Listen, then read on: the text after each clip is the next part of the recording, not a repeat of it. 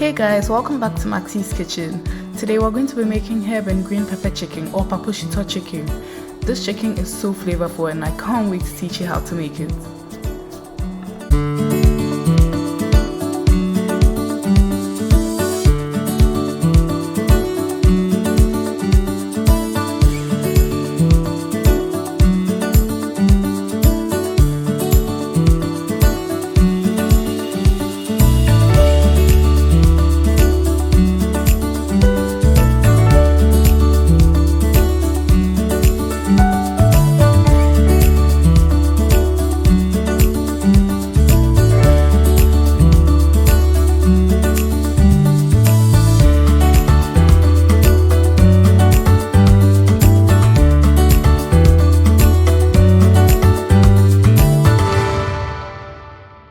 So to start, here's a list of all the ingredients you'll be needing for this recipe, and the second page of the ingredient list has all the seasonings that I used for this chicken.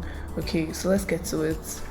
Now you would need some spring onions, ginger, garlic, onions, and green pepper. Now you can use habanero peppers or green scotch bonnets, any of them.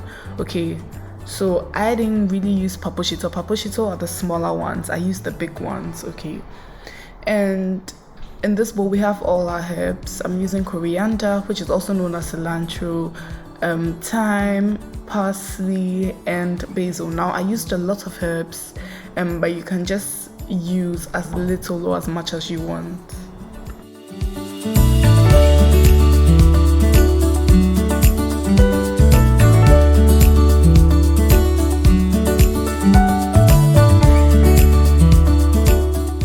What you actually want to do is to put all the ingredients I've listed into the blender and just blend it with the oil, seasoning, every single thing. The only reason why I did this step by step is because my blender cup was too small to take everything. But ideally you want to blend everything up: oil, seasonings, herbs, Kpaposhito, everything. Okay, so if you don't have shrimp powder, raw shrimp powder, please feel free to use any seasoning cube that you use. For example, Maggi cubes or Knorr cubes or Onga cubes.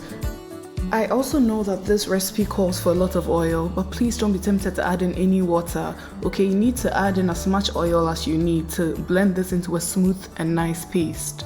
We would use some of the marinade for a sauce later, and the oil left can be used for used as a herb oil. It would have so much flavor. Now I washed my chicken very well and I made incisions on them just so that the marinade would go through the chicken very well. So I just poured in a bit of the marinade that we blended earlier on that has no water, absolutely. I poured it into this and I'm just mixing it in, rubbing the marinade into the chicken and making sure it's well marinated.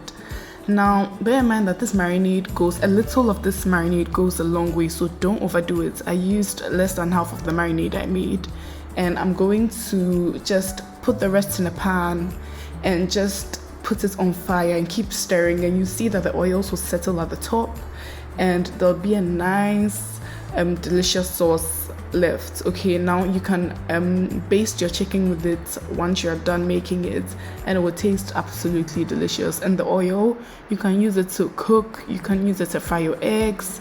It would have so much flavor in it. After I marinated the chicken, I actually kept in the fridge overnight because you want the marinade to really get into the chicken and the spices to really get into the chicken. So I made the chicken the next day. I just arranged them on a parchment paper. Parchment paper is actually better to use than aluminium foil. So if you can get parchment paper, please use that instead. Put it in the oven, and I'm now about to make the sauce I just spoke about.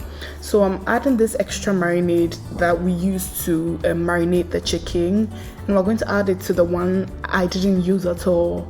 Put it in the pan. I did what I told you guys I was going to do, and this is the sauce I got. Now I didn't really get a lot of oil from this one, but normally I would get a lot of oil, which I keep and use to fry my eggs. Okay, so now that sauce is done, I've taken the chicken out of the oven for some time.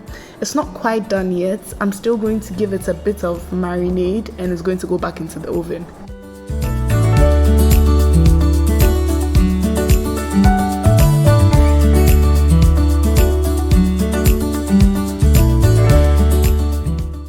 So at this point, the chicken was done and it was looking so good. This chicken tasted so good. It had so much flavor in it. I hope you guys try this, and please let me know when you do. Don't forget to subscribe to the channel and to share this video with a friend. Love you, and I'll catch you in my next video. Bye.